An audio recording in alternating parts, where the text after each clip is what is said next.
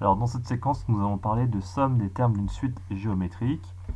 Alors rappel, une suite géométrique, c'est une suite pour laquelle on passe d'un terme au suivant en multipliant par le même nombre, la raison qui s'appelle q. Donc quelle est la somme 1 plus q carré plus etc. plus q puissance n. Donc c'est une formule à connaître par cœur.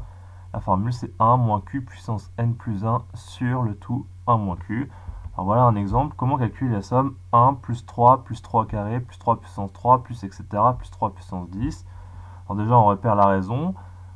Pour passer d'un terme au suivant, on multiplie par combien? Là, on voit qu'on multiplie à chaque fois par 3, donc la raison q est égale à 3.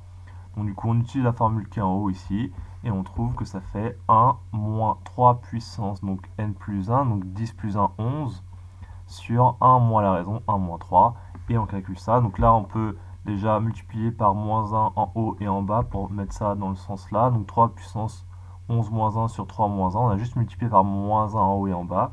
Et on calcule ça à la calculatrice, et on trouve 88 573. Donc voilà, ça c'est la formule de base. Alors de cette formule-là, on peut en déduire une formule plus générale, soit un une suite géométrique de raison q différent de 1. Alors la somme des termes, c'est égal au premier terme fois 1 moins q puissance le nombre de termes dans la somme divisé par 1 moins q. Donc voici un exemple pour illustrer. Donc là, on a encore les termes d'une suite géométrique, puisque pour passer d'un terme au suivant, on voit qu'on multiplie par 4. Donc du coup, on sait que la raison ici, c'est 4. Combien il y a de termes ici? Donc on compte. Donc là, il y en a 1, 2. Alors, on part de 2, on va jusqu'à 8. Alors attention, donc il n'y en a pas 8 moins 2, 6, mais il y en a bien 7. Si on compte de 2 à 8, il y a 2, 3, 4, 5, 6, 7, 8. Donc il y a bien 7 termes. Donc le nombre de termes est égal à 7. Donc du coup, on peut utiliser la formule ici. Donc quel est le premier terme de cette somme? C'est 4 puissance 2 fois 1 moins 4 puissance 7, le nombre de termes, sur 1 moins 4. D'accord? 4, c'est bien la raison.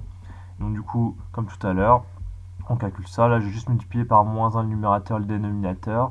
Et donc, à la calculatrice, on trouve 87 376. Un autre exemple, donc là, on a encore la somme des termes d'une suite géométrique. Pourquoi? Puisque pour passer d'un terme au suivant, on voit qu'on multiplie par le même nombre qui est 2. Alors après, il faut essayer de voir ici combien il y a de termes entre 18 et 576. Donc, on peut faire les calculs. Donc 18, on multiplie par 2, ça fait 36, donc ça fait 2 termes. On continue, 72, on multiplie encore par 2, 144, on multiplie encore par 2, 288, on multiplie encore par 2, 576. Donc on voit qu'on a 6 termes. Donc là, il y a 6 termes pour arriver jusqu'à 576. Donc du coup, on utilise la formule, premier terme 18 fois 1 moins 2 la raison puissance le nombre de termes sur 1 moins la raison.